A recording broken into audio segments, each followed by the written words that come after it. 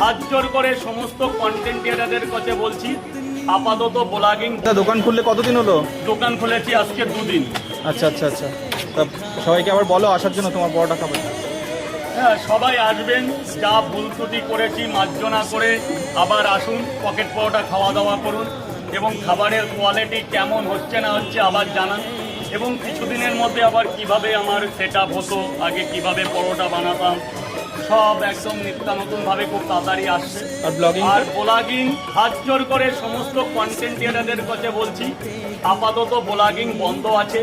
কিন্তু তোমরা যদি প্রশ্ন করো এখানে পাঁচফোড়ন কী করছে, রায়বাবু কী করছে, প্রসেনজিৎ কী করছে, তারপরে আমার ভাই সায়ন ভাই কী করছে, আমার যবে থেকে বিপদ তবে থেকে এরা আমাকে আগলে রেখেছে এবং তবে থেকেই আমাকে এরা সাপোর্ট করে যাচ্ছে এবং দোকান খোলার মধ্যে 100% পূর্ণতা এদের।